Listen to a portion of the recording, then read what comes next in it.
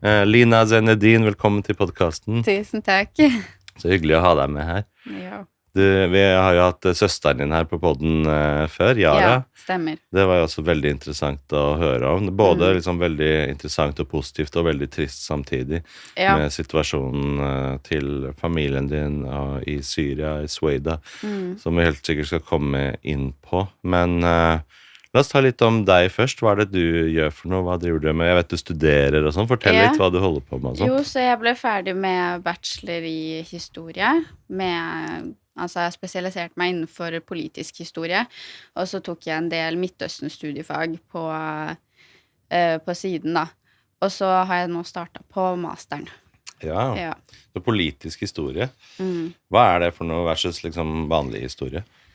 Altså, det jo det at du fokuserer på de politiske systemene i forskjellige land. Du velger liksom hvilke region du vil holde deg til. Jeg har da holdt meg til Norge, USA og Midtøsten. Ja. Det der interessen ligger. Det skjønner jeg jo godt. Ja. For har du alltid hatt en sånn... Du har alltid visst at det det du kommer til å drive med, og studere og jobbe med og sånn? Ja. Det har vært en interesse helt siden...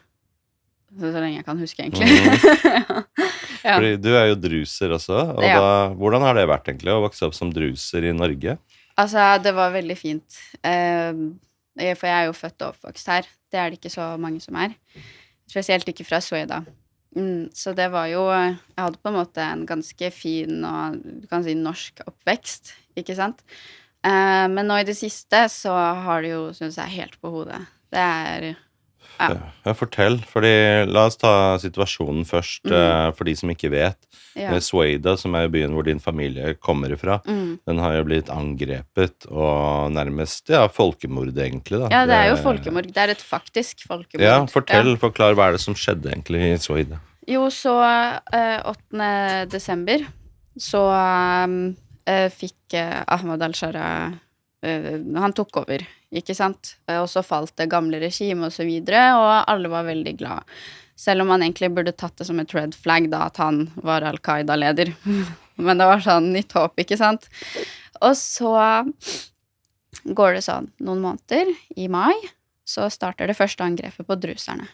Og hvem det som angreper? Det Ahmad al-Shara og hans styrker. Men hvorfor gjør de det? Hva poenget med det? Ja, det jo folkemord. Ja, fordi det et etnisk rensing. De vil ikke ha drusere der. Og de vil ikke ha alawitter heller. Ja, alawitter, ikke sant? Ja. Og kristne også, eller? Og kristne, absolutt. Så det sånn, de vil bare ha muslimer. Det det som skal være. Ja, basically. Og så, jøder det ikke så mye av mer nå i Syria, dessverre. Selv om... Ja, det jo liksom de minoritetene som var der først til å starte med. Altså, resten nytt i forhold til det andre. Jo, så det startet jo først med alawittene da. Da gikk de opp til der hvor alawittene forholder seg, og slakta dem. Og de fikk ikke noe støtte utenifra, ikke sant? Vi drusere har jo for eksempel, vi har mange drusere i Israel, så vi fikk den største støtten derifra. De hadde jo ingen. Så det var liksom... massakrer, og ingen snakket om det. Og så ser man liksom reaksjonen, og nå tenker jeg ikke bare på nett, fordi det mange nettroll, ikke sant? Men folk jeg kjenner, syrere, som var sånn, ja, men de fortjente det, fordi de var med han gamle presidenten, ikke sant? Så på grunn av sin politiske mening, så fortjener de å bli slaktet? Ja, basically. Og så var alle sånn, ok, druserne ble veldig sånn, nå det noe som skjer, ikke sant? Nå må vi passe på. Og så går de inn første gangen i mai. Og så hadde vi en stor markering, ikke demonstrasjon, men markering foran Stortinget her i Oslo, druserne i Norge. Og så blir vi angrepet av syrere. Og det startet med at han var sånn, nei, jeg skal drepe dere, jeg skal vie mitt liv til Julani og bla bla bla. Og så var han ene sånn, ja, ok, du kan gå og dø for han, liksom. Jeg vil ikke, jeg vil leve. Og så bare startet det, og så kom de fra alle vinkler. Og jeg synes det var så skummelt, for jeg har aldri opplevd noe sånt. Hva slags folk var dette som angrep dere? Altså, de fleste de som startet det, var fra Fodora, så man tenker jo ikke... Fodora-angriper? Ja, de hadde liksom Fodora-sekk og sånn. Fodora-terrorister? Ja, for de sto der, og så var jeg sånn, ok, sikkert noen som har bestilt mat, for det var jo liksom begynt å bli varmt og sånn, så kanskje folk skal spise ute. Og så plutselig hopper han av motorsykkelen, liksom, eller skuteren sin, og han andre hopper av sykkelen, og så kommer de. Og så kom det flere andre som ikke var fra Foodora da, men som kjente dem. Og så begynte han å filme oss. For hva slags folk var dette, da? Bortsett fra at det Foodora? Liksom, hadde det var noe felles? syrere. Syrere? Ja, det Ok. var syrere. Ja, og så sa de sånn, ja, jeg skal sende bilder til Jolani sitt styre, dere alle skal bli slakta, bla, bla, bla. Og så var vi sånn, wow, vi står her og har markering for folk som har gått bort, liksom. En rolig markering, og snakker om. Og det var til og med, vi fikk, den dagen så kom det også mange drusere som bosatt i Sverige, og det var mange av dem som hadde det nye syriske flagget på seg, var sånn, vi er fortsatt ett, liksom, bare la oss holde oss sånn. Nei. Så det, ja, og da politiet kom etterpå og så videre, så de tok hånd om det. Angrep dem dere fysisk også, liksom? Ja. Hvordan, på hvilken måte? Han startet med å klore. Ja, så Klore? men jeg synes, det er jo veldig dumt, men det er litt sånn av alle ting du kan gjøre, så går det og klorer en druser fordi han er en druser, liksom. Ja. I Oslo. Ja, det gir jo ikke mening. Og da var vi sånn, ok, greit, nå. Ble du angrepet da? Nei, men de begynte å komme mot det. Fordi hos oss, hos druserne, så er kvinner veldig høyt respektert. Ingen skal liksom komme nærme kvinnene. Okay. Og så begynte de å komme nærme oss jentene, liksom, som sto der. Og da ble det heated. Det skjønner jeg. Ja. Men hvorfor har vi ikke hørt noe om dette her? Hvorfor har det ikke stått i VG at rusere ble angrepet? Eller hvorfor har ikke I Oslo? Nei, fordi de var ikke der. Jeg har prøvd kjempelenge å få tak i VG, NRK, TV 2. Jeg fikk så vidt til et intervju med TV 2, liksom. Ja. Så måtte jeg holde meg anonym på den tiden, for da var det mye som var usikkert og sånn. Men ja, det var ingen som har giddet å høre. Og så var det en annen markering vi var på, og så kom det opp en journalist, og så var hun sånn, ja, jeg vil ha et intervju med deg, det her vi må sette lys på saken, og så videre. Jeg hørte aldri fra henne igjen. Det er ikke populært. Hvorfor ikke, tror du? Hvorfor gidder man ikke å prate om det, eller snakke om det, eller journalisten bryr seg om det? Jeg føler oppriktig nå, folk er helt hjernevaska. Det er sånn, enten så følger du den trenden, er du utenfor den trenden, så er du ikke relevant. Og når man snakker om folkemord, og har snakket om folkemord veldig lenge, så synes jeg man burde ta det seriøst når det faktisk er et folkemord. Ikke sant? Jeg synes det er helt forferdelig hvordan, og ikke bare at det ikke settes lys på, men reaksjoner til de som faktisk følger med. Det er jo veldig få som tar druserne sin side og sier, dere fortjener å leve, dere fortjener ikke å dø. Spesielt syrere. Jeg får drapstrusler hele tiden, fordi jeg er veldig aktiv på Facebook og så videre. Jeg legger ut hele tiden.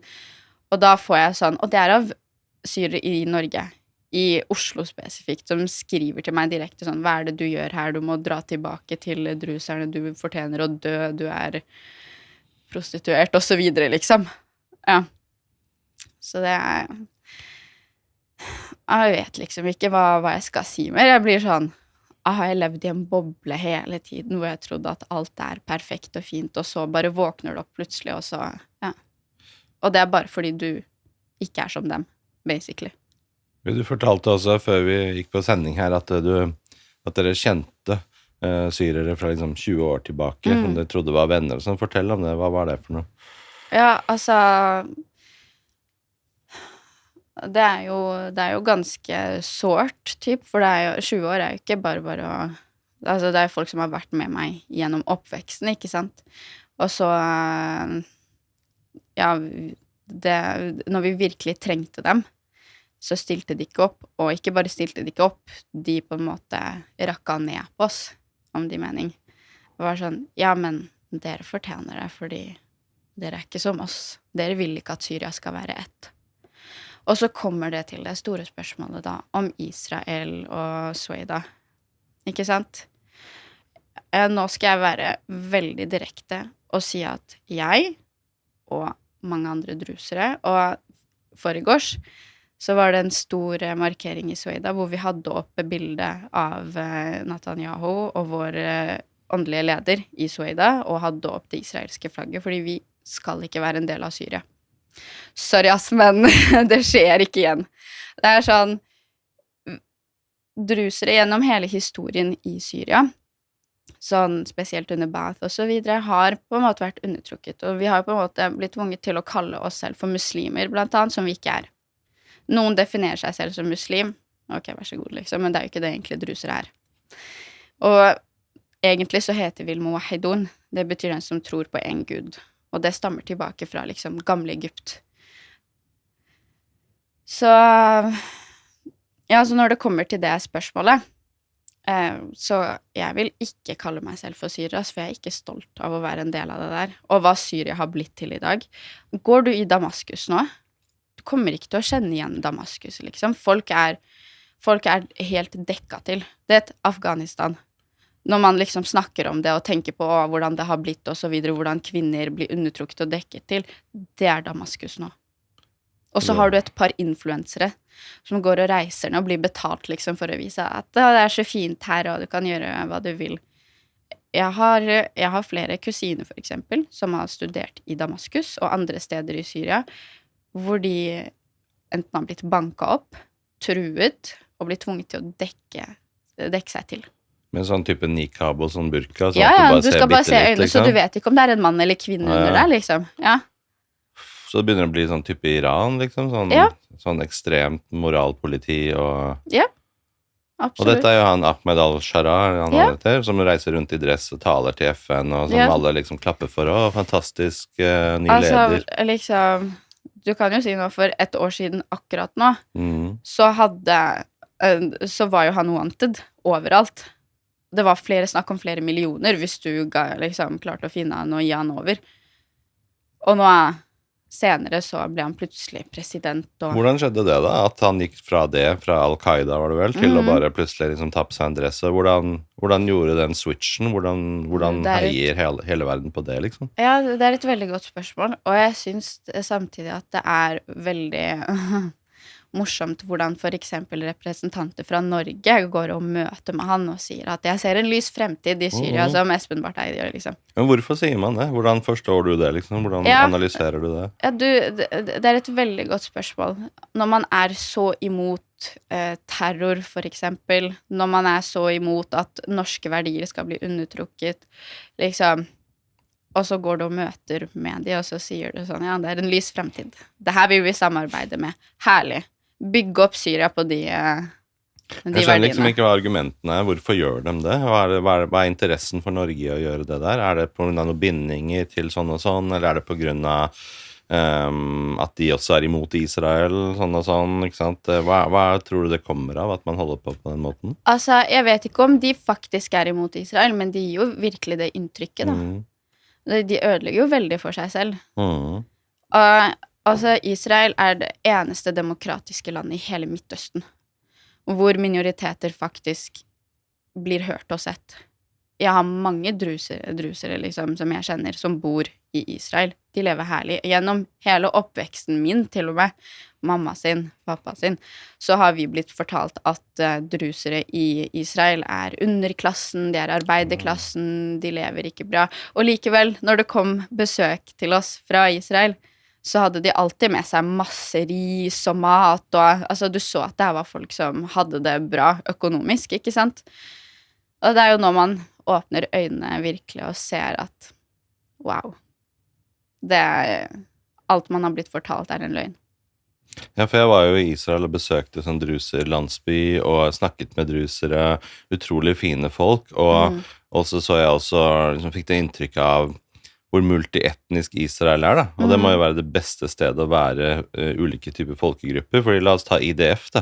IDF så har du jo bilder som jeg pleier å vise i foredragene mine av en muslim som ber til sin Gud, og en kristen som ber til sin Gud, og en jøde som ber til sin Gud, og en druser som ber til sin Gud, alle sammen på samme lag, som kjemper for samme land, for å forsvare de samme grensene, på en måte, og jeg tror ikke man kan se det i andre land i Midtøsten, hele den gjengen der. Nei, det kan du ikke. Det trenger du ikke å si vagt engang, det kan man ikke. Nei, altså, jeg følger veldig mye med på en kvinne som i IDF, og hun sunni-muslim, for å være spesifikk. Og når jeg ser liksom måten hun snakker på, hvor mye selvtillit hun har, altså hun har faktisk gode verdier i motsetning til, altså jeg ser på hun som kvinne i IDF, fremst leder liksom. Og så ser du på kvinner i Syria nå da. Sant? Hvilken verden vil du leve i helst, liksom? Jeg vil ikke leve i den verdenen. Jeg tror altså, hvis du synes det ok å leve sånn, greit, gå og lev sånn selv, liksom. Du har en tro, ha den mellom deg selv og Gud. Ikke gå rundt og tving andre til å tro på det samme som deg. For det skal være et frivillig valg, tenker jeg. Religion, ikke sant? Ja.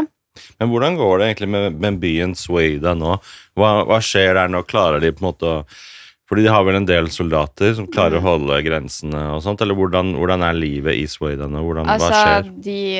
Byen beleiret. Beleiret, ja. Ja, helt beleiret. Du kommer deg ikke inn. Det var for en uke siden, eller mer kanskje, så var det en buss som skulle til Damaskus. For du har jo fortsatt folk som prøver å bli ferdig med utdanningen sin, ikke sant? Prøver å gå på jobb, har familie i Damaskus som de må besøke etter alt det som har skjedd. De ble skutt ned på av Al-Shara sine styrker. Og det var en som ble drept, og hun var på vei til å hente diplomet sitt, liksom, fordi hun var ferdig utdannet. Og så har du mat, kommer ikke inn.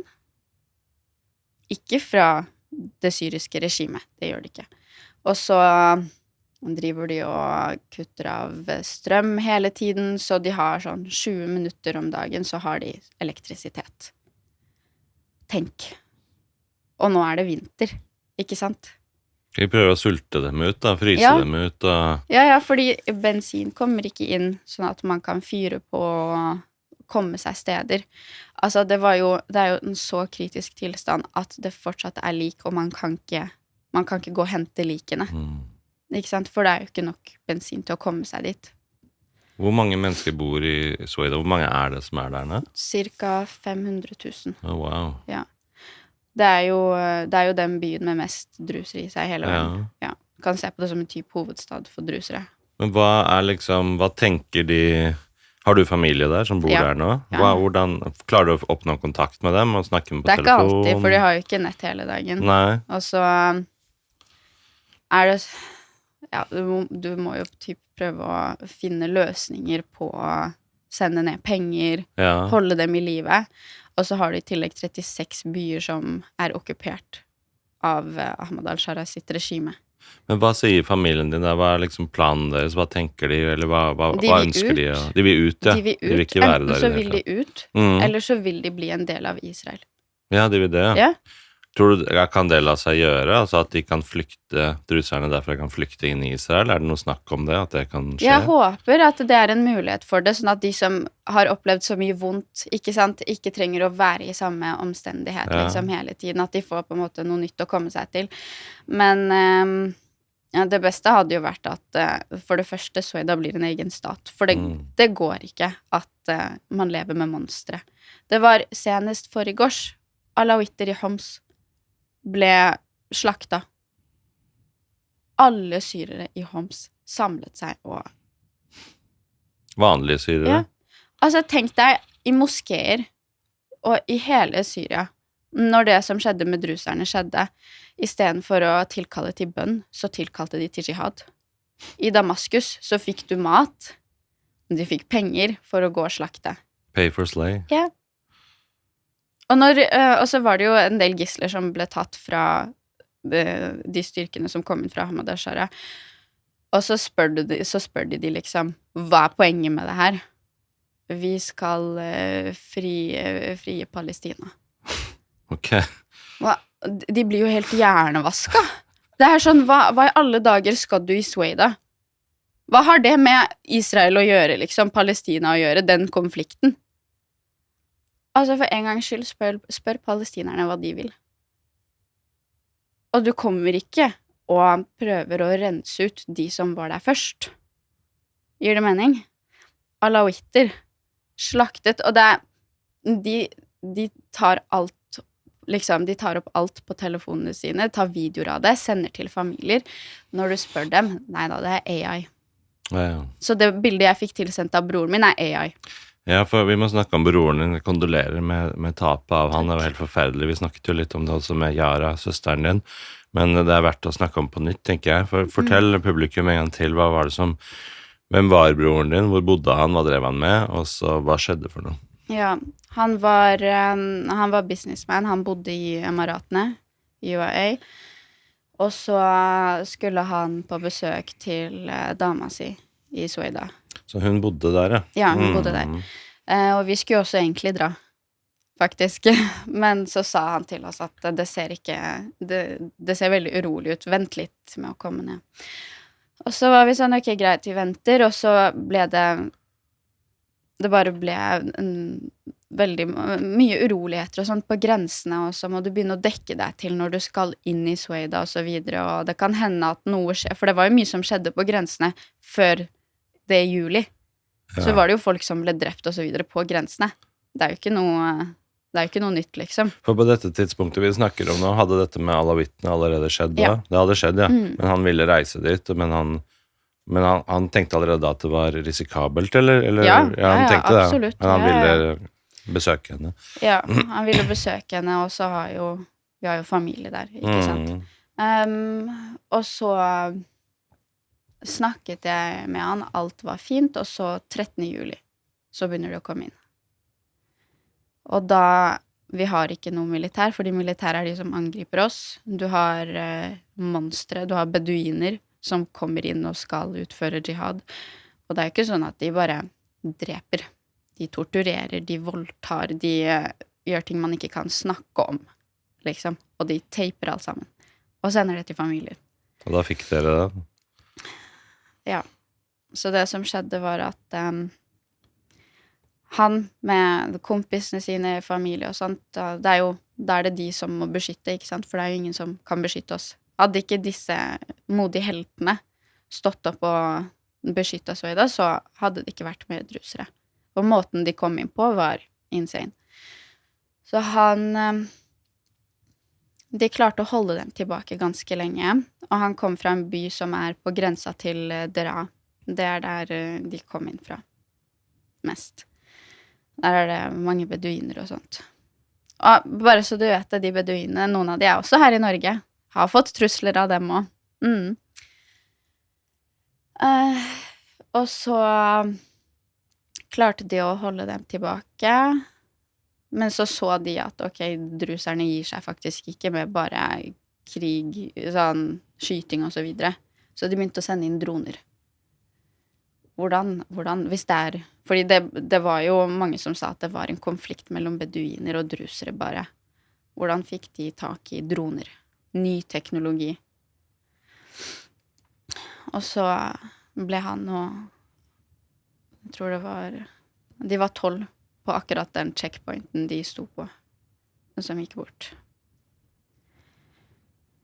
Og så begynte vi å ringe. Jeg snakket med han liksom noen timer før, og da var han sånn, ja, det går bra med oss, og så videre. Og så ringer jeg, og vi alle prøver å ringe, og så er det en beduin som tar opp. Og begynner å si ekle ting, liksom. Og det, ja. Og så sendte han bevis, da. Ikke sant? Vær så god, her er han. Og de likene, med mange andre lik, ble frakta til Damaskus og gravlagt der. I en grav som de kalte The Foreign Grave. Ikke sant? For vi er jo ikke syrere. Og hvordan forventer de at vi skal fortsatt ville være en del av Syria?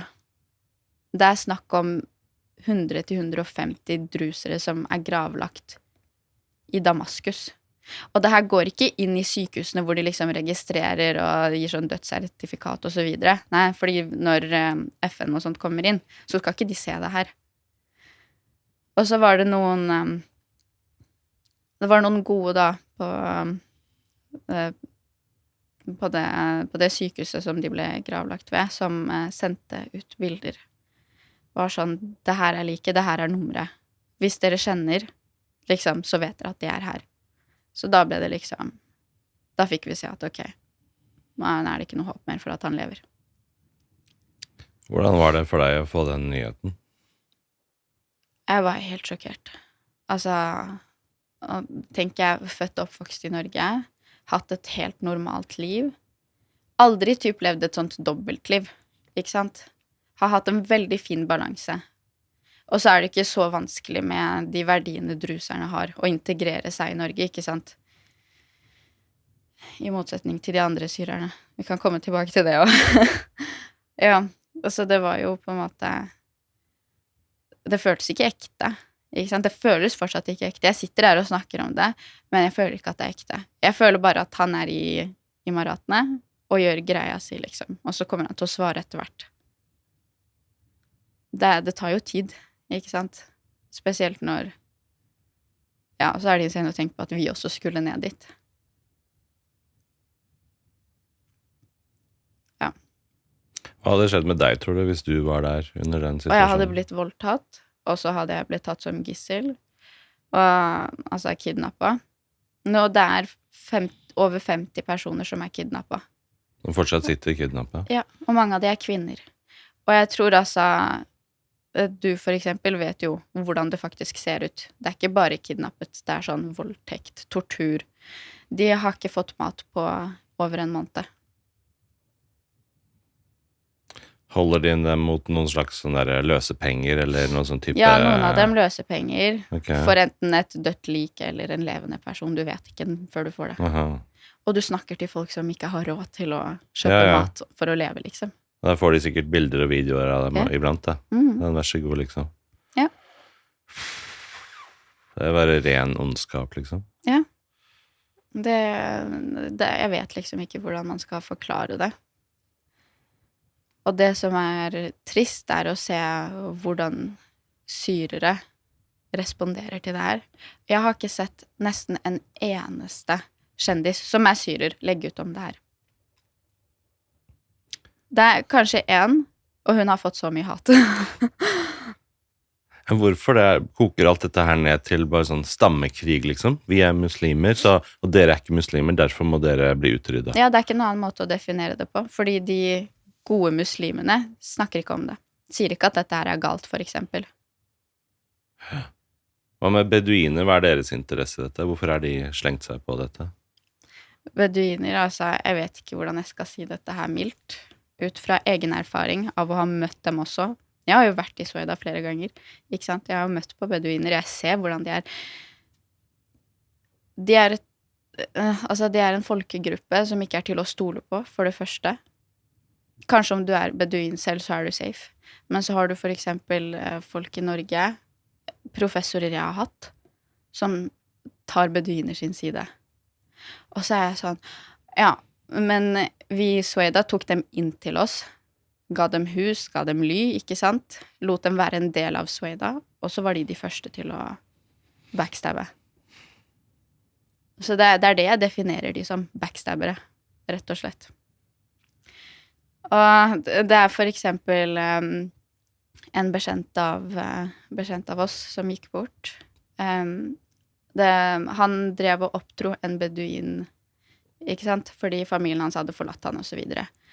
Når de kom inn, regimet kom inn, den første som sa at han gjemmer seg her, og der pengene hans og så videre, var han gutten som han hadde oppdratt, som var beduin. Men hva slags religion har beduinerne typisk? De jo muslimer. De muslimer på samme måte som syrerne ellers? Ja. Hva slags, du nevnte det for mye hat og trusler, hva det de truer deg med her i Norge, på en måte? At de skal voldta meg. At jeg må bli sendt tilbake. At jeg må bli sendt tilbake, ikke de. Jeg ser veldig godt at dere lever som en norsk person når dere truer med sånne ting, ikke sant? Da du veldig godt integrert. Ja, og at jeg skal bli drept, og at jeg må være på utkikk hele tiden, ikke sant? Jeg ikke trygg hvor enn jeg går. Og alt det jeg sier løgn. Det veldig viktig, alt jeg sier løgn. Hva føler du om det der? Liksom, hvordan takler du det? Har du snakket med politi om det der? Ja, Liksom, ja. Bryr de seg? Hva skjer Jeg har der? jo blitt truet på universitetet også. Og da tok universitetet det veldig seriøst, da. Så nå har jeg på en måte Jeg føler meg trygg på universitetet, for de har virkelig tatt hånd om det. Politi og så videre, ja. Men igjen så må du ha konkrete bevis på. Og det holder ikke bare med en trussel. Ja. Mm. Så hvordan går det inn på deg? Hvordan takler du det? Å få sånn type hat og trusler? Det er jo det jeg mente i stad med at det ikke er det samme. Jeg går liksom på Karl Johan. Jeg føler meg ikke trygg. Jeg er sånn, ser meg rundt hele tiden. Og jeg ser de som vet hvem jeg er. Det er ikke vanskelig å se dem, fordi du får ekle blikk, og så ser du liksom at nå begynner det å nærme seg noe, så da må jeg skyve meg vekk fra situasjonen, ikke sant? Jeg må komme meg unna den situasjonen. Og det er Karl Johan. Det var ikke sånn før. Kan du vise den femkantede druserstjernen din når du går ute i Oslo? Kan du gå med den fremme på klærne dine? Nei, jeg har også blitt bedt om at det kanskje er lurest å ikke ha den på. Hva kan skje, tror du, hvis du går med den sånn synlig som nå? Altså, med tanke på at de faktisk blir fysiske mot oss i mai, så blir de nok fysiske igjen når de ser. Og da, når jeg ble truet på universitetet, så gikk jeg jo med den. For ellers så kan man typ ikke se at jeg er druser, eller at jeg er fra Midtøsten. Sånn sett. Og da sa hun sånn, en av de grisene går forbi meg. Og vi skal slakte dem, og så, ja. Tenk at folk har sånne holdninger, at de tenker sånn. Ja, men jeg tenker at hvis man tenker på den måten, så hvis du er så fornøyd med det nye regimet, så fornøyd med Jolani, kan ikke du gå tilbake, i stedet for å be meg gå tilbake. Jeg vil ikke gå tilbake, jeg er født og oppvokst her. Jeg har ikke lyst. Du kan gå tilbake hvis du er så fornøyd med det nye regimet. Hvis du ser på arbeidsledigheten i Norge nå, flesteparten av dem er syrere. FrP kommer med en statistikk, liksom. Da gjør dere ikke noe for det norske samfunnet heller, og dere velger å holde på drittverdier dere har hjemmefra. Jeg tenker at det som Sueda opplevde, det er jo for all dette snakket om liksom, Palestina og Gaza, folkemord og sånn, det er jo dette her vi snakker om nå som var ekte folkemord. Ja. Og er vel ekte liksom, pågående folkemord da? Fordi er det sånn at det kommer i bølger, liksom, disse angrepene, at det kommer nytt angrep og nytt angrep? Ja, de bryter jo våpenhvilen hele tiden i Sueda. De prøver å komme inn konstant. Ok. Og det er sånn, de er veldig mange. For du har ikke bare syrere som prøver å komme inn. De har jo folk fra Tsjetsjenia. Det er snakk om IS, det her. Ikke sant? Du har folk fra Tsjetsjenia, du har folk fra Afghanistan, du har folk som kommer fra Europa. Det er jihad, dette. Ja, det er jo jihad. Det er hellig krig. Ja. For å utslette alle folkegrupper som ikke er muslimer. Fordi alt skal bli muslimsk. Ja. Og hvis du er muslim, og ikke står for det her, eller mener at det ikke er i nærheten av religionen din. Nummer 1, hvorfor er du med Ahmad al-Shara? Nummer 2, hvorfor sier du ikke noe imot det som skjer med alawitter, druser og kristne, og andre minoriteter? Ja, altså, når det her først startet, så blir man jo desperat, ikke sant? Så man prøver å kontakte så mange man kan for å få oppmerksomhet. Så Palestina-komiteen var også noen vi kontaktet. Tror du vi fikk svar? Nei. Jeg kjenner til og med en alawit som skrek etter hun en som er i Palestina-komiteen, sånn se hva som skjer i Syria og så videre. Men han brydde seg ikke. Det er det som er så trist da, ikke sant? Fordi sånn som Palestina-komiteen er et bra eksempel. Fordi sånn som altså, bryr de seg egentlig om de sivile, eller er de bare opptatt av hat, tenker jeg? Fordi, de er bare opptatt av hat, for å si det sånn. Ja, fordi det er sånn som det er et konkret eksempel er Gaza, da. Hvis de virkelig er opptatt av sivile palestinere, da, etter at Israel trakk seg ut derfra, og så ser vi at sånn som i Sueda, så kommer jo da Hamas inn og slakter og dreper de sivile på Gaza, fordi de våget å demonstrere mot dem, eller være kritisk mot dem, eller si at vi vil ikke ha Hamas, og så blir de drept på gatene. Men da er det helt stille fra Palestina-komiteen. Ja, jeg er veldig sjokkert over det. Altså, det er dårlig gjort, for å si det sånn. Det er sånn, Hvis dere prøver å representere stemmene til palestinerne, da burde dere kanskje høre på de til å starte med. Ja. For jeg ganske sikker på at ingen palestinere i Palestina, i Gaza, vil ha Hamas. Fordi Hamas akkurat samme som det nye regimet i Syria. Akkurat det samme som det som skjer i Iran. Så du har ikke lyst til å bli undertrykket på den måten. Jeg tenker det mange likheter egentlig mellom 7. oktober og det som skjedde i Sweda. Ja. Fordi de kommer inn på samme måten. Det hellig krig, det jihad. De nøyer seg ikke med å bare liksom skyte på soldater, for det første som en ordinær krig. De skyter på sivile og kvinner og barn. Men det ikke bare skyting heller, det slakt, ikke sant? Det tortur. Det slakt og tortur og voldtekt. Og de taper det. Jeg har sagt en del ganger nå, men de tar videoer av alt sammen.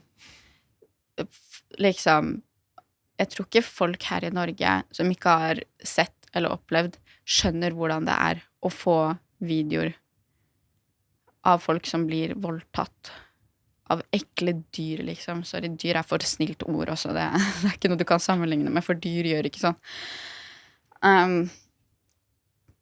Jeg tror ikke de skjønner hvordan det for da hadde de snakket om det. Det ble jo så mye kaos rundt de der 2 norske jentene som var i Marokko, tror jeg, som gikk til de beduinene, som også, igjen beduiner, ikke sant? Samme type verdier. Ja, det var beduiner som drepte dem, ja.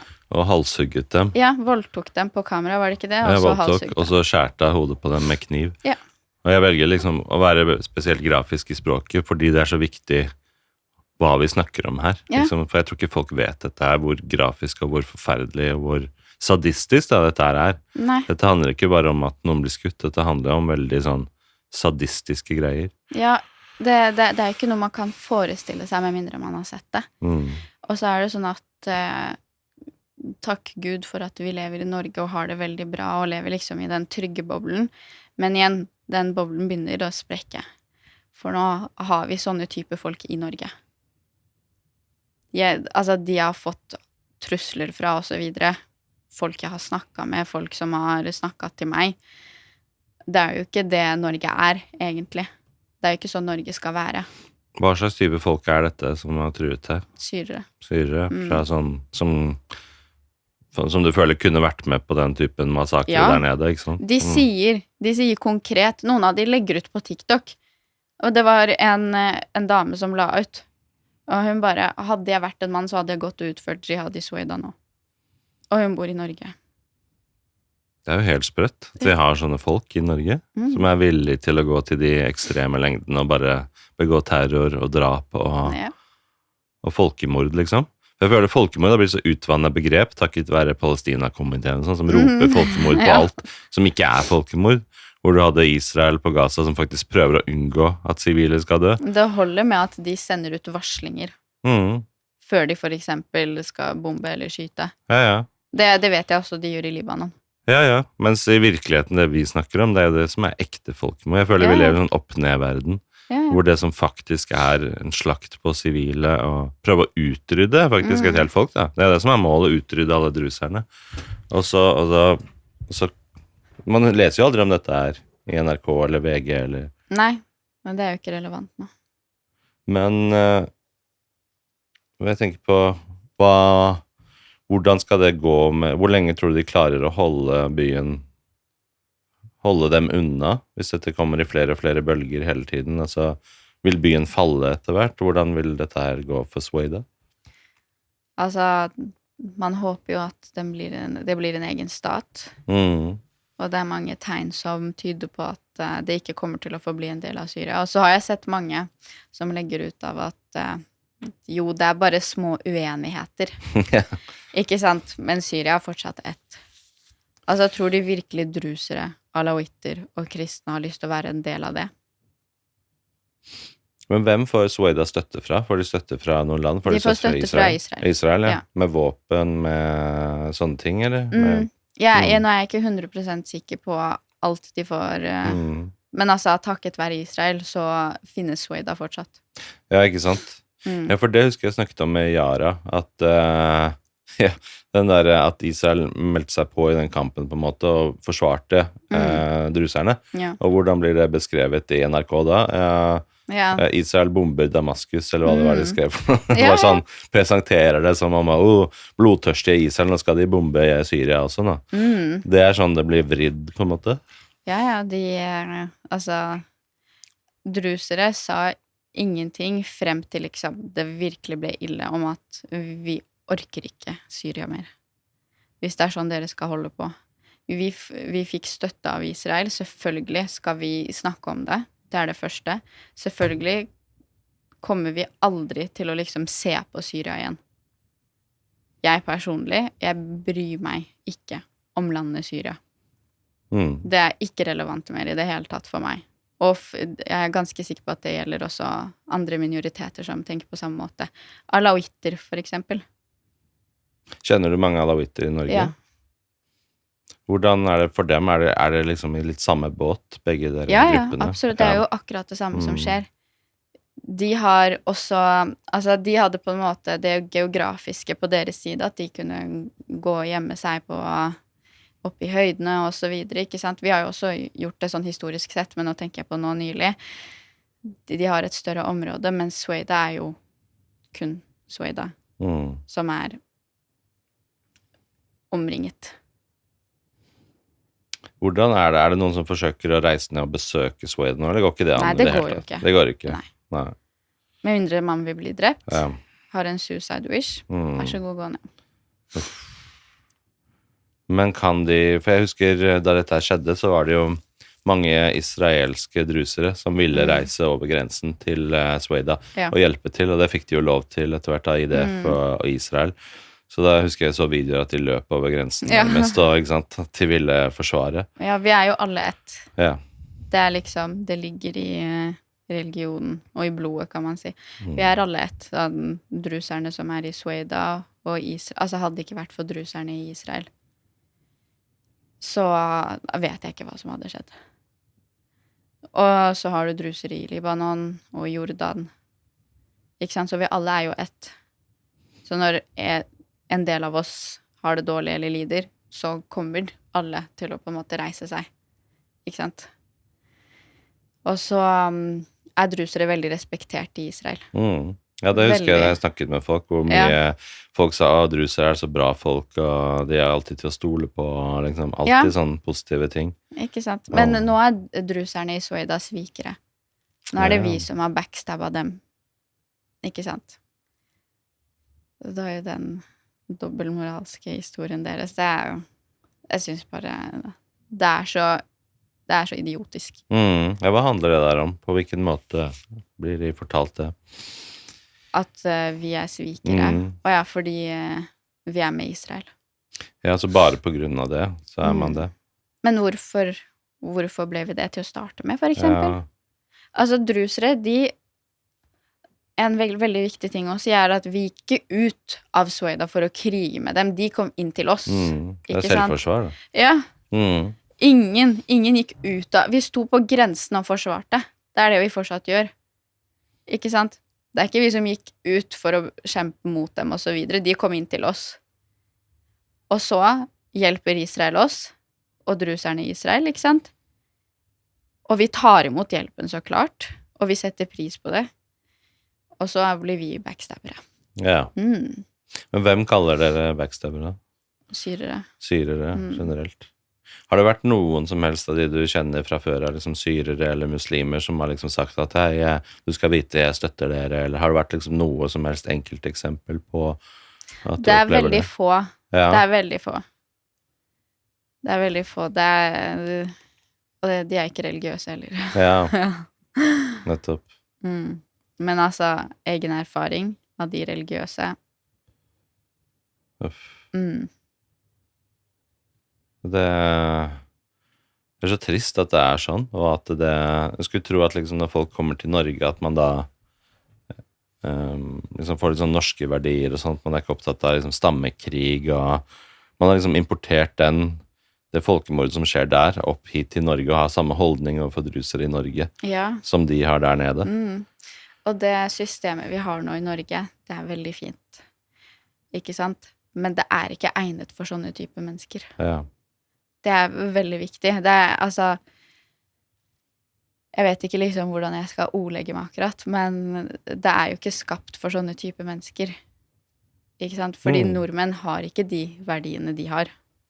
Altså, det veldig gøy å gå og besøke, tenker jeg, og se liksom hvordan andre typer kulturer Men jeg, som egentlig araber, hadde ikke klart å bosette meg der. Fordi jeg jo født og oppvokst her, jeg har jo norske verdier sånn sett. Jeg kommer ikke til å klare å tilpasse meg der. Det veldig gøy når jeg liksom på ferie og så videre. Jeg har vært i mange arabiske land, jeg synes det veldig gøy. Men det ikke et sted jeg hadde klart å bo. Og så tar de imot sånne mennesker, og så har de liksom et system som tilpasset norske verdier, når de som kommer hverken har de norske verdier eller noe som ligner fra før av, og hverken tilpasser de seg heller de norske verdiene eller det norske samfunnet. Hva synes du om det? Jeg synes at det noe som man burde liksom sette lys på og gjøre noe med. Jeg har jo sett liksom Arbeiderpartiet. Hva det dere driver med? Det det jeg tenker liksom. Det går jo ikke. De nesten gjør det vanskeligere for etniske norske enn utenlandske. Ikke sant? Det mange ganger jeg har hørt innvandrere, flest av de syrere som jeg har hørt, ikke sant? Som sier sånn, ja, men jeg får jo en enebolig av staten, og lønn. Ikke lønn, altså penger. Hvorfor skal jeg gå og jobbe? Jeg hadde ikke klart å få den eneboligen på egen hånd.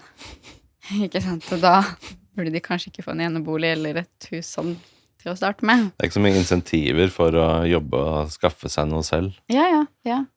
Og det veldig trist å se hvordan Norge har blitt nå, i forhold til hvordan det var før. Altså, jeg har jo innvandrerbakgrunn, sånn sett, ikke sant? Og sånne type innvandrere, for de som faktisk har gjort det bra til å se dårlig ut. Ja. De skittner til liksom alle andre. Ja, altså jeg kan ikke relatere til noe med dem, ikke sant? Hverken måten de tenker på. Jeg forstår språket deres. Jeg kan lese og skrive, ikke sant? Men jeg kan ikke relatere til måten de på. Hva tror du, du bekymret for at Norge på en måte skal være så snille på en måte i anførselstegn, at vi på en måte importerer folk fra liksom Al-Qaida og IS og sånn, som later som de Det har jo skjedd, da. Ja, ikke sant? Ja, det har jo skjedd allerede. Og hva tenker du om det? Du bekymret for det? Ja, absolutt. Det jo noe å være, liksom, det verdt å være bekymret for det. Fordi, som jeg har sagt gjentatte ganger nå, det var ikke sånn før. Norge var ikke sånn før. Ikke sant? Når du går ute nå, og så får du de blikkene fordi jeg ikke som dem. Selv om jeg i Norge, ikke sant, så jeg ikke som de som har kommet til Norge. Hvordan gir det mening? De kritiserer nordmenn for å være nordmenn. Selv om nordmenn og europeere generelt har åpnet døra for dem, gitt dem liv, spesielt syrere, i den 13 år lange krigen, borgerkrigen, så kritiserer de europeere. Hva det de kritiserer dem for? At de kuffar. Ja, kuffar betyr at de vantro, det? At man ikke... Ja, men altså, måten... Altså, den konkrete definisjonen litt annerledes enn hva det liksom faktisk betyr. Ja, hva det for jeg har sett det mange som kommenterer, ja, men når dere sier kuffar, så dette definisjonen. Ja, men det ikke sånn dere bruker den. Ja. Ikke sant? Hva betyr det i praksis, da? Altså, syndere. Syndere, ja. Fordi man ikke tror på det samme som dem. Riktig. Syndere, og alt det de gjør ikke innenfor deres type regler. Om man kan si det sånn. Så det holdningen mange av de har til nordmenn også? Ja. Ja. Jeg har sittet i busser og hørt måten de snakker om for eksempel en norsk jente, eller om meg, når jeg kommer inn i bussen. Se på hva hun har på seg, se på. Så jeg sånn, hva driver du med? Ja, fordi de vet ikke at du kan språket, ikke sant? Nei, for jeg ser jo ikke akkurat. Ja, det var liksom noe nylig folk begynte å skjønne da, etter at jeg ble litt offentlig. Nå ble det litt stille. Shit, hun skjønner hva vi sier. Altså, nå sier jeg ikke at absolutt alle sånn, ikke sant? Jeg har jo innvandrerbakgrunn, jeg er ikke sånn.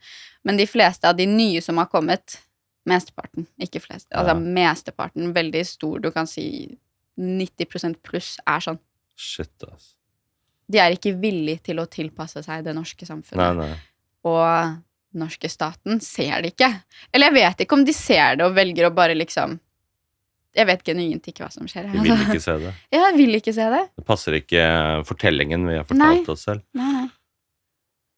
Men hva betyr det for deg å være druser? Hva vil det si? Hva innebærer det for deg når du sier at jeg druser? At jeg tror på en Gud. Jeg kan typ si og gjøre hva jeg vil så lenge jeg et godt menneske. Ikke sant? Det ikke noe bestemt jeg må gå med. Det ikke et bestemt sted jeg må be når jeg har lyst til å be. Jeg kan be i kirke, jeg kan be i synagoge, og det har jeg gjort. Ikke sant? For det der jeg føler meg nærmest Gud. Jeg har, for eksempel, mamma føler seg nærmest Gud i naturen, så hun ber i naturen. Så og i kirken også. Så det sånn, hvor du selv føler deg nærmest Gud, det der du kan be, selv om det hjemme. Og så, altså det ikke noe spesielt jeg må gå med. Jeg kan gå med hva jeg vil, jeg kan si typ hva jeg vil, så lenge jeg et godt menneske, ikke sant? Jeg kan ikke gå rundt og banne til alle, så det går jo ikke. Ja, så det egentlig det. Hva de viktigste verdiene, kan du si, med det å være druser? Hva på en måte noen sånne kjerneverdier som dere har? Altså, demokrati, det man veldig for i Sueda. Og det ser man jo også. Ytringsfrihet. Og det jo norske verdier, det også, ikke sant? Så det er jo ikke den store forskjellen. Ellers så sier man alltid at liksom først være et god menneske, og så kommer religion. Ja. Det bra. Så lenge man har på en måte religion mellom seg selv og Gud, så det ikke noe mer man... Så det liksom personlig forhold til Gud. Ja. Det ikke liksom noe man løper rundt og fronter og roper høyt om, på en måte. Det mer sånn personlig mellom deg og Gud.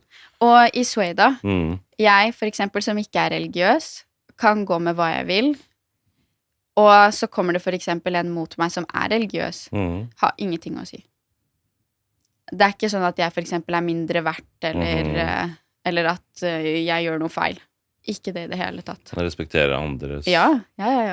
Hvordan drusernes holdning til andre religioner, til muslimer, til andres tro? Veldig respektfulle. Frem til nå, liksom, meg personlig, jeg klarer ikke å ha så mye tålmodighet når det gjelder akkurat det temaet, ikke sant? For jeg tenker også at hvis det finnes... Fordi uansett hva, så finnes det alltid gode mennesker i hver etnisitet, hver religion og så videre, men da må man også ytre seg. Da må man si noe, ikke sant? Ikke bare sitte stille og se på folk bli slakta. Det skjønner jeg godt. Ja, men ellers så i Sueda så det jo ikke bare drusere, det jo også kristne. Vi har jo bodd med de i over 1000 år, liksom. Og hvordan det samholdet der? Hvordan veldig sterkt. Det sterkt, det? Veldig, veldig sterkt. Aha. En kristen like mye verdt. Det helt samme som en druser, liksom. Når det her skjedde, ikke sant? For det var jo druserne som var hovedtarget, ikke sant? De valgte også å stille opp og forsvare. De sa at det som skjer med dem, skjer med oss også. Vi ett. Så og så har du for eksempel drusere i Israel. Du ser jo hvordan de lever blant jøder, muslimer og kristne. Det jo ikke... Altså, de veldig for seg selv, egentlig, så lenge man får lov til å praktisere religionen sin på sin måte. Ikke forstyrr oss, så forstyrrer ikke vi deg. Sånn type. Jeg skjønte også jeg snakket jo med Yara om dette med å være religiøs innenfor druserfolket, for det ikke alle som blir religiøse, og det litt sånn der, det ikke alle som får lov heller. Nei, liksom det tar lang tid. Ja. Hva det handler om? Hvorfor det sånn, og hva må man oppnå eller klare for å få lov til å bli religiøs? Altså, akkurat det jo en veldig hemmelig religion, sånn sett. Det skal være litt varsom. Ja. men jo, så det jo for det første, det kan ta flere år før du kommer deg liksom på, og det forskjellige nivåer, ikke sant? For det handler jo om åndelighet, som for eksempel vår leder, Hekmet El-Hajari, han i Sueda nå, han jo veldig høyt oppe, og han også utdannet, ikke sant? Så altså, man må være jeg føler man må være veldig smart for å kunne bli såpass, liksom gå såpass inn i religionen. Men det mye filosofi, det kan man si, reinkarnasjon. Drusere blir født hos hverandre. Så hvis jeg dør i dag, så kan jeg bli født hos en familie som i Israel eller Libanon, så lenge de drusere. Det det vi tror på. Og forskjellen mellom en religiøs person og en ikke-religiøs person at for det første, de kan lese boka, og de forstår hva som står i boka, for de tror meg, jeg har prøvd med det. Det vanskelig, det mye filosofi, det tungt materiale. Og så går de kledd annerledes. Sånn, det veldig viktig med bart hos oss, og det var jo det de prøvde å håne oss med, de som kom inn. Shave av barten, ikke sant? For de har jo ikke bart, de har bare skjegg. Bart liksom et viktig symbol. Hva betyr den barten? Hva det innebærer? Altså stolthet, mandighet, ære, sånne type prinsipper da, ikke sant? Og så har de type, det litt vanskelig å forklare sånn nå, men de har en hvit type hatt. De som litt mindre, liksom ikke på helt det nivået enda, har en type hatt som ligner på kippa, bare at den liksom mer lueaktig. Ja. Det kan hende at du så det når du var... Jeg tror jeg så det. Ja, og så har de på seg store svarte bukser. Ja. Luftige og behagelige bukser. Veldig behagelige, ja. Og kvinnene har på seg et hvitt slør. Altså, det ikke... Du kan ikke si det tildekkende, for det typ gjennomsiktig. Men det skal være liksom opp hit. Aha. Ja, men det de veldig religiøse da. Ja. Riktig. Ja. For på mange måter så minner det om jøder også, for jøder jo på samme måte også en etnoreligion, ikke sant? Det både et folk, og så det noen som velger å være religiøse i tillegg, men det ikke nødvendig for å være jøde. Du jo jøde som en del av et folk, og sånn det jo for drusere, og man det folket uansett, og så blir noen religiøse. Men det enda litt strengere, for det ikke lov til å konvertere inn, har jeg skjønt. Nei, det går ikke. Man bare druser. Ja, du det du født. Ja, både mor og far må være druser for at du blir druser. Ja, riktig. Så hvis din mor eller din far hadde vært sammen med noen som ikke druser, så hadde ikke du blitt druser, fordi begge foreldrene må være det. Aha. Så det går liksom ned i arv. Ja. Så liten sånn fun fact, vi kan jo spore langt tilbake i tid. Over 1000 år, liksom, hvem som våre forfedre, hvor vi stammer fra. Ja. Hvor kom druserne fra opprinnelige? Vet man det? Liksom, hvilket land det startet til? Hvilket land det akkurat startet, jeg litt usikker på, men det jo på en måte på samme tråd med jødedommen. Ja. Ikke sant? Fordi vi var jo en av de første som trodde på en gud. Ja. Så det startet i gamle Egypt, og så fulgte vi guden, sier jeg, faraoen Akhenaton. Faren til Tutankhamon, for de som ikke vet det. Her kommer historienerdene ut. Ja, det kult. Det spennende. Ja. Og så derifra så bevegde de seg opp mot Hellas, og så til Midtøsten senere. Aha. Men det mange druser i mange av disse landene i Hellas nå? Nei, det kun i Midtøsten. Det bare i Midtøsten, ja. For det jo veldig få. Ja. På verdensbasis så man mellom 800 og 1 million. Wow. Men i USA det litt drusere og sånt, eller? Det også drusere der, men de kom jo senere. Ja, senere. Det som for eksempel meg og min familie. Ja. Ikke sant? Vi kom jo mye senere. Faren min studerte, og så kom han ut. Altså før borgerkrigen. Riktig. Ikke sant? Så det sånn typ, det derfor det drusere litt overalt nå. Men hvordan det russiske miljøet i Norge? Kan du beskrive litt det? Hvordan det? Har dere mye liksom, sosialt og sammenkomster? Det sterkt samhold? Hvordan miljøet deres? Det jo mange sammenkomster og sånn. Og jeg la merke til det veldig når det her skjedde. Så hadde vi mange demonstrasjoner og sånn, og da stilte folk opp. Men ellers så man bare sånn, du lever sånn som du vil, du lever for deg selv. Det mange av de som har kontakt med hverandre. Vi har også kontakt med en god del. Ikke sant? Men det ikke... De har jo på en måte integrert seg veldig i Norge, så det ikke sånn at det sånn, vi drusere for oss selv her. Det jo ikke sånn. Men har dere mye sånne her høytider og sånn? Så jøder jo verdensmester i høytider. Ja. Feiringen jo noe hele tiden. Men det sånn for dere også, at dere har mye sånne der greier? Sånn, nå det sånn og sånn feiring? Nei, det ikke egentlig ikke. Nei. Vi har kanskje 1 høytid. Det Eid, men det ikke den etter at de faster. Det når man gir til fattige og så videre. Ja, men jeg vet ikke hvor mye det har med den russiske religionen å gjøre akkurat. Okay. Ja. Så ellers så jeg litt usikker. Som sagt, jeg jo ikke religiøs, så jeg får ikke vite. Nei, jeg skjønner det. Men hvordan ser du for deg liksom fremtiden og for drusere? Hva tenker du kommer til å skje videre i Sveida og fremover nå? Altså, hva jeg tenker vil skje det som, jeg vet ikke liksom hvordan jeg skal ordlegge meg akkurat nå, men det som må skje at det blir en egen stat. Det det som må skje. Hva skal til for at det kan skje da? Hvordan får man til det? Det et godt spørsmål. Altså. Det jo veldig vanskelig. Du har jo den store fienden som prøver å komme inn hele tida. Men vi får jo heldigvis støtte fra Israel. Ja.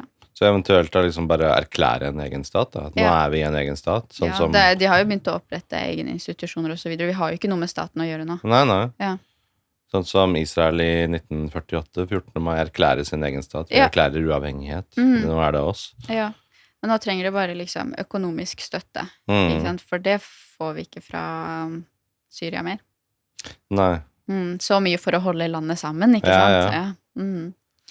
Men ja, så det jo mange tiltak som må til, det det første. Og så tenker jeg at land som Norge og USA og så videre bør slutte å ha møter med Al-Qaida-ledere. Ja.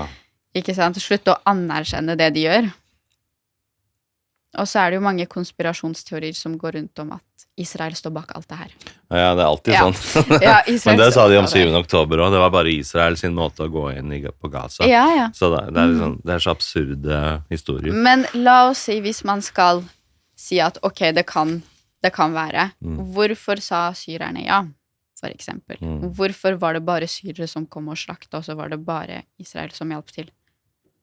Ikke sant? Man må ha litt vett i seg, tenker jeg. For det merket jeg også etter jeg la ut den episoden med søsteren din, hvor mange som dukker opp i kommentarfeltet av type antagelig syrere da, som bare sier, nei, hun der bare ljuger, du må ikke høre på henne. Ja, det AI, alt sammen AI, folkens. Nei, det ikke det, det det de sier om Men jeg tenkte på om du tenkte kontoene var det, for jeg tror det mange AI-kontoer som dukker opp også, som fake-kontoer. Ja. Det tror jeg det for du ser det at det ser ikke ekte ut. Også. Noen av de jo ganske dumme og bare har sine faktiske kontor. Andre mye mer diskret, og det de som sender de ekleste truslene. For det var veldig masse sånn, du må ikke høre på henne, det bare ljug, og de finner på, hvor bevisene, og det masse sånt hele tiden. Ja. Nei, man blir typ, altså det jo nettroll, kan du si. For det sånn, det jo veldig dumt da. Ja. For de motsier jo hele det prinsippet om at Syria skal være ett. Ja. Ikke sant? Og at, la oss si hvis drusere lyver, så kommer du og sier liksom, vi lyver om at de angriper oss, og så kommer de og så kommenterer sånn, ja, men dere fortjener det som skjer. Ja, da var det... Nettopp, så der faller argumentet litt da. Ja.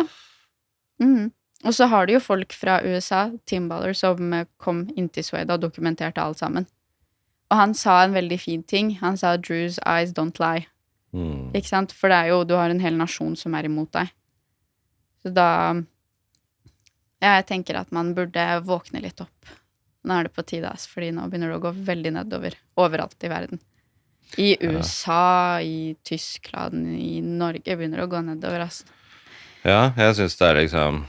Altså det tryggeste stedet jeg føler oppholdet meg i Tel Aviv i Israel. Ja. Der kan jeg gå med Davidstjernen min synlig. Og... Ja, uten at noen kritiserer eller truer. Det så rart, føler meg mer trygg i Midtøsten enn i Norge. Ja. Det helt sprøtt, egentlig. Du burde si Israel konkret. Ja, det sant. Det ikke helt i det eneste demokratiet i Midtøsten. Har du vært i Israel før? Nei, det har jeg ikke. Du burde dra dit, da. Ja, det skal jeg. Og oppleve det. Ja. Det skal jeg absolutt. Men hvor mye familie har du i Sveida? Hvor mange det snakk om? Altså, hele mamma sin side, utenom kanskje en bror av hun. Så hvor mange og hele pappa sin side. Individer, liksom, hvor mange mennesker det? Nå spør du godt, ass. Det mye. Ja, det 10, veldig 20, mye. 30 typer. Ja. For du har jo liksom onkler, tanter fra begge sider, fettere, kusiner, deres barn igjen. Men hva liksom hverdagen deres nå? Altså, er det noe som helst form, noe som ligner på en hverdag, liksom? Er det Nei. arbeid, eller er det bare Ikke prøve å enda. overleve, liksom? Det veldig trist hvordan det har blitt, for du ser liksom altså i Sweden før så pleide folk ikke å tigge. Nå det folk som tigger og selger hva enn for å få litt brød. Ja. Ikke sant?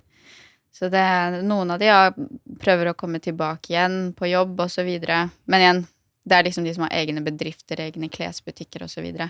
Men det jo ikke, det går ikke rundt. Det noen som prøver å liksom flykte, liksom snike seg ut på en eller annen måte over grensen til andre land? Ja, det var jo forsøk. De blir skutt ned av det syriske regimet. Så de kommer seg ikke ut? Nei. Fordi de overalt?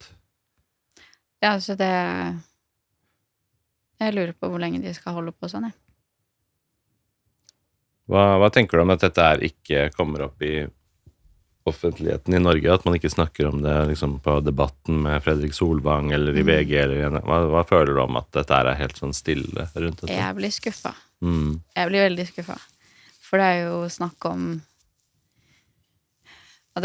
om folkegrupper, minoriteter som har samme verdier som norske, ikke sant? Og så det blir jo sånn typ som at de tar den andre siden, sin side, og overser de som faktisk trenger det. Og det jo veldig frustrerende, som sagt, når representanter av Norge går og snakker med han nye, jeg kaller han ikke presidenten, han Shara, snakker med han. Det jo veldig dobbeltmoralsk, ikke sant? Sånn, du imot terror, men du går og har møter med Al-Qaida-leder.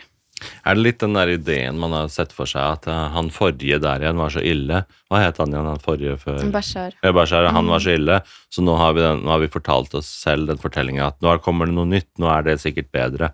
La oss alle sammen være enige om at det bedre enn det som var, og så bare spinner vi den historien. Jeg vet ikke, men altså, en ting Bashar skal ha at han var slem mot alle, så lenge du var imot han, liksom. Ja, ikke som sånn demokratisk slem. Ja. Ikke diskriminering. Ja, alle slemme. Ja, han var bare ond mot alle, liksom. Ja. Mens han her jo ond mot bestemte folk, ikke sant? Altså, jeg skulle aldri trodd å si det, men det var bedre på hans tid enn han her. Ja. Det sykt, da. Ja, hvordan hadde druserne det da, under han? Det var jo ikke taifia som det nå, at alle fordelte. Ja. Som sagt, han var jo ond mot alle, så det var jo ikke liksom den splittelsen som ja, så nå. da var han mer enhetlig, liksom, på grunn av at alle imot deg? Ja, og ikke misforstå, han undertrykket drusere. Han gjør det også? Ja. Jeg husker det der fæle fengselet hans, det der terrorfengselet, hva het det for noe igjen? Det der som... Sydney, Ja. Det var jo helt sinnssykt. Ja. Han jo ond, det ikke noe å diskutere, men liksom, det handlet ikke om hvilken religion du var, du hadde, Hva var det handlet om egentlig? Hvorfor var han så ond? Ja, hvis du sa imot han. Ja, det bare nok det. Ja, han likte å ha makten. Riktig. Originalt. Det så rart hvordan det du sier imot meg, da må du i fengsel, da det tortur. Og da holder du kritikken nede, det sa han. Jeg synes jeg har sett det gjennom historien før. Det mønstret der. Ja. Men nå det litt sånn typ nytt mønster. Har du sett The Dictator? Den komedie? Ja, med Sacha Baron Cohen. Ja. Det jo det som nå i Syria. Ja, det? Ja, det jo det. Ja, går det med pistoler. Ja. Og det sånn folk sitter og ler av det, men det det som faktisk skjer. Ja. Nå burde folk gå inn og se The Dictator med Sacha Baron Cohen. Gå og se den der. Ja, det liksom, det jo humor og tull, men det faktisk sånn han Ja, det jo det.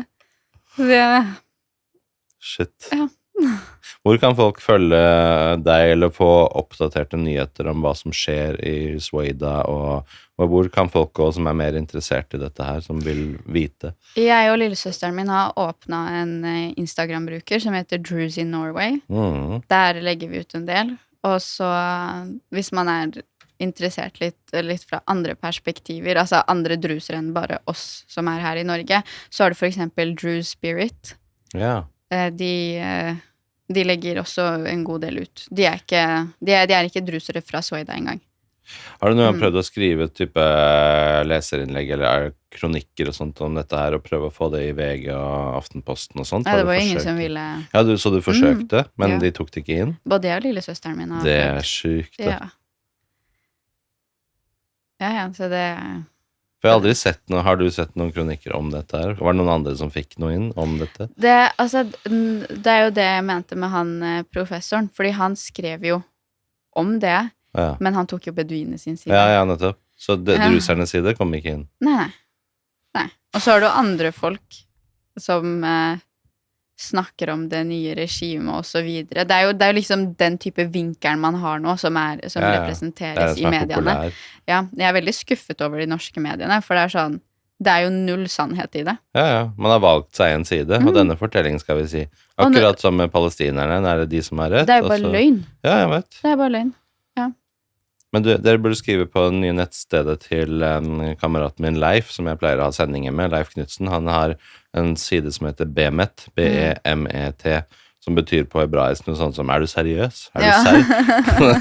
Det er nettstedet hans, hvor han legger ut masse kronikker og artikler fra gjesteskribenter også, at folk kan skrive der. Ja. Så der burde folk gå inn og sjekke, bemet.no. Så send det inn dit, og så få satt ord på det. Akkurat nå så har vi en sånn greie hvor vi driver og avslører han Odd Karsten Tveit i masse plagiat og løgn på bøkene hans, som viser seg bare å være sånn copy-paste-bøker. Så den har fått sånn flying start, den nettsiden der. Så der bør du gå inn og skrive. Ja.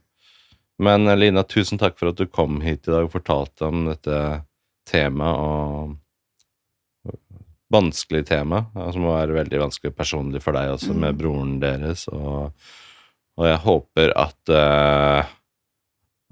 dere får trygghet og sikkerhet etter hvert i Sueda. Ja, tusen takk for det. At dere får til en egen stat, og